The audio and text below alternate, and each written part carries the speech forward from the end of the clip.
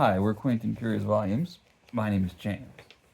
Today I'm going to continue my discussion of the Western Canon Starter Kit, which is a series of videos created by Steve Donoghue about 6 or 7 years ago, in which he lays out in chronological order, roughly, a series of the books from the Western tradition that have cast the longest shadows, have been most influential. It's sort of a way of reading approximately 100 books that will sort of get the average person up to speed on some of the high points of Western literature. And there are a few, so that you can become well read, as they say, well read in Western classics. And there are a few rules to this, which I will briefly adumbrate. I went into greater detail in the previous one. One is there is no wrong way to enjoy reading. So, the creation of this list does not imply that you need to care about it, that you need to read these to be considered a good reader, to be a real reader, or anything of that nature.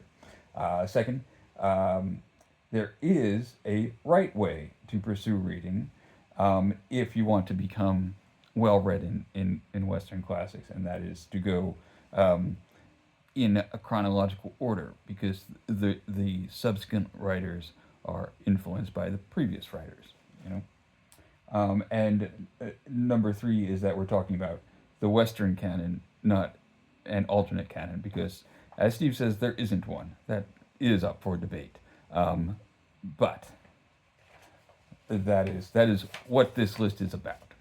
So, last time I got right up to the start of the Victorians. So the Western Canon Starter Kit video on the Victorians, as I said, is worth watching. Even if you don't care about canons, it's worth watching for the first appearance of Steve's miniature schnauzer, Frida, when she is just a little puppy, and she is very eager to chomp on his nose. So that's pretty adorable. You also get to see, I think it's Malin, his aged pointer, in that video. So for newer fans of Steve Donoghue's videos, you might want to go and watch that, even if you don't care about Victorian classics. If you do, if you don't, you're probably not watching this. Anyway, so Steve is a big fan of the Victorian era and Victorian writing and science and culture and poetry and music and art in general. So he's got a lot to say about Victorian classics, and he chooses the three Bronte sisters, so Wuthering Heights, Jane Eyre, and The Tenant of Wildfell Hall, as three books to read for the Victorian era. Then David Copperfield and Bleak House by Dickens. And so the Bronte novels are all about 400-ish pages. The Dickens novels are each 800 to 900 pages. Then Vanity Fair and Middlemarch, which are also both kind of in that same Dickensian range. The Victorians did like to write long novels. I think, not the Bronte novels, but the others were serialized, so written written and published over a long period of time, several months to a year, and people got them by subscription. So, giving people a lot for their money, it wasn't like, it's going to take me forever to get through this 900-page behemoth. It was like, oh, hey, here's my weekly 40 or 50 pages of Dickens, And so, I had read Wuthering Heights and Jane Eyre a couple of years ago, so I didn't revisit them. I was glad to read Anne Bronte's The Tenant of Wildfell Hall. I don't think it's on the level of those other two, though it certainly is worth reading. Um, uh, David Copperfield was great. Um, it's it's everything you want in a Dickens novel.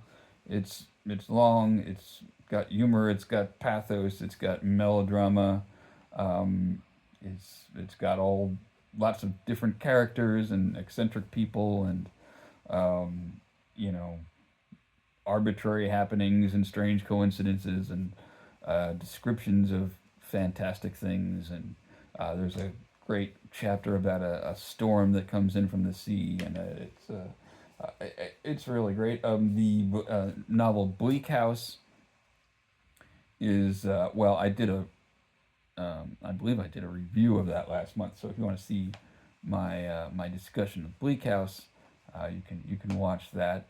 Um, and so for me, the real standout of this reading was, I'm going to say, Vanity Fair. I know it by reputation, but it's it was probably my favorite reading experience, definitely. Becky Sharp and Amelia and their husbands, and they have all kinds of strange adventures, but yet very realistic ones. The section where they go over to Europe for the Battle of Waterloo is very exciting and affecting. All the kind of ups and downs and the of fortune that they encounter. Also, one of the strengths of Vanity Fair is the narrator, who has kind of this sort of detached, maybe you would say ironic style, and will comment on the action in a way that is often quite amusing. And then Middlemarch, which everyone on BookTube is going crazy, tripping over themselves to say how much they love Middlemarch. Yeah, Middlemarch it's pretty good. Um, but to be honest, I liked Vanity Fair better. I'm gonna have to reread Middlemarch someday. Um, but yeah, so then we have very few American classics in a subsequent video. And there's no poetry, there's no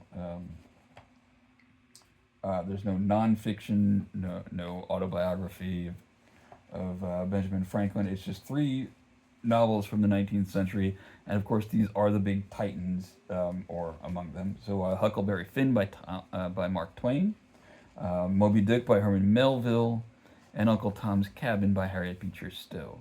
So the only one that I hadn't read was Uncle Tom's Cabin, which I talked about earlier in the year, and it's a great plot heavy novel with a lot of melodrama, a lot of excitement, some unexpected turns that you will probably see coming.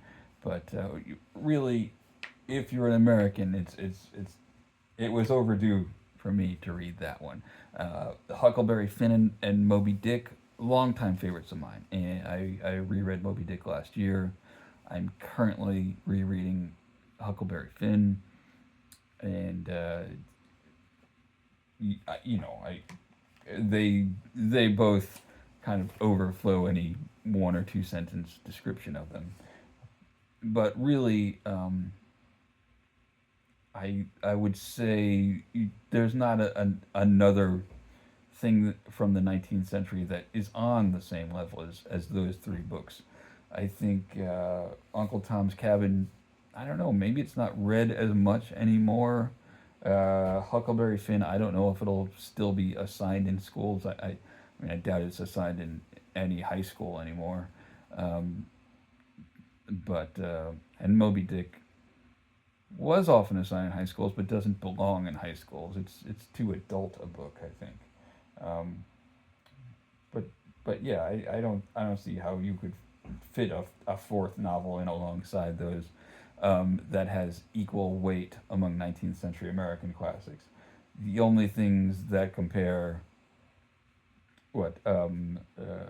Emerson's essays maybe Walden, which is nonfiction, and Leaves of Grass. Um, those might be a part two if you wanted to have a part two of 19th century America.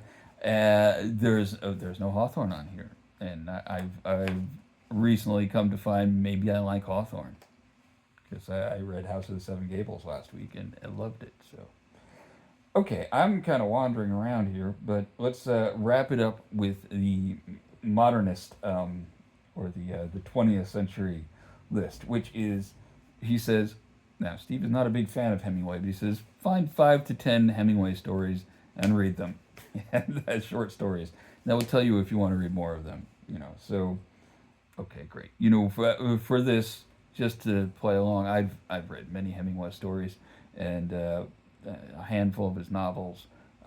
So for the sake of participation, I read In Our Time, which doesn't contain. It has some of his well-known ones, like uh, the one where the guy goes fishing in a swamp, Big Two-Hearted River, um, and Indian Camp is in there. It's it's okay.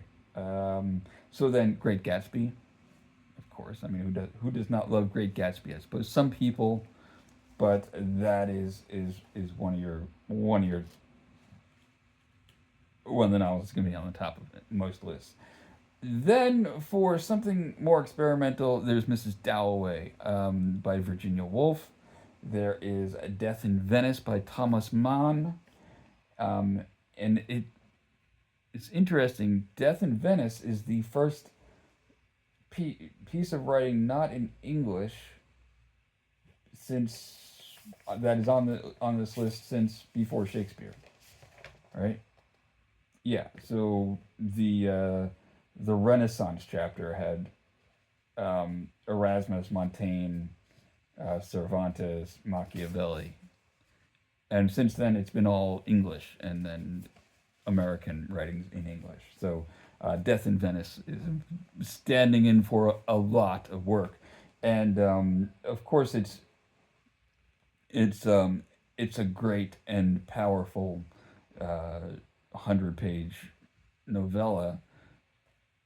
I don't think it's up to the level of Thomas Mann's Magic Mountain, but what else is? I mean, that's if you have got to this point, you read Death in Venice, you should get the Magic Mountain on your list because it's fantastic. Okay, then we have The House of Mirth by Edith Wharton. I think that's a great novel. I don't think it's as good as The Age of Innocence, but that's just my opinion. And then there is The Lord of the Rings, the three volumes by J.R.R. Tolkien. So he brings us up to the footstep of the modern age, I think is what he says, and there you go. What was my experience of reading this from beginning to end? Well, it's been an amazing reading experience, and it was very sort of, it's going to sound weird to say it, but kind of comforting in a way to have this plan, this scheme of what I was going to be reading for the next year. I mean, to read the part of this that I did, it took me a little over a year, maybe a year and a half. But it was a fantastic way to experience some things that I had read before, some things I had not, but had long kind of in a vague way planned to get around to someday, and to just kind of commit myself. I'm going to read these. I'm going to read other things in between as a palate cleanser, or maybe listen to some different things on audiobook.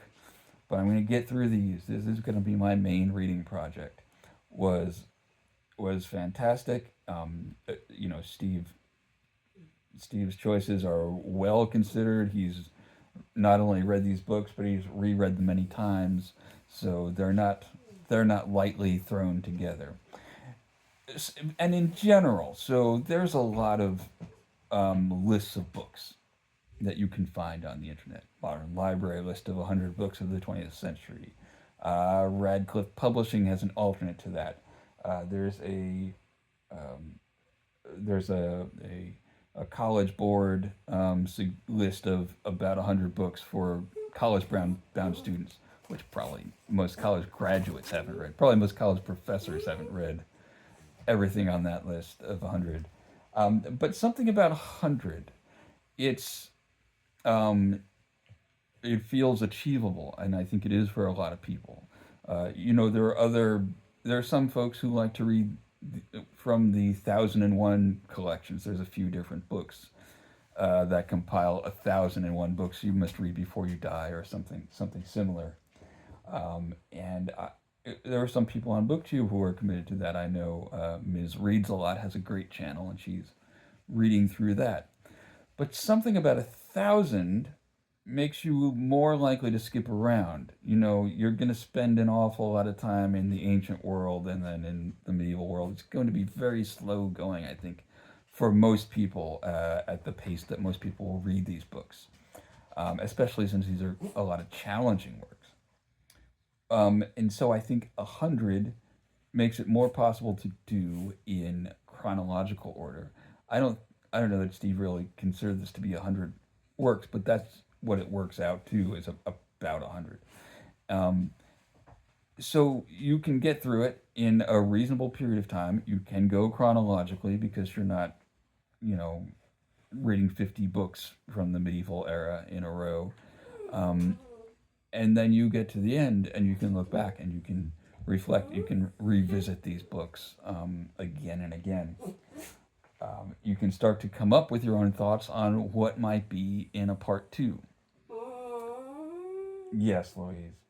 Louise is starting to squawk at me, so I guess it's about time for me to um, conclude this. I'm going to come back with a part three in which, yeah, my part three is going to be what I think might be on a part two of the Western Canon Starter Kit.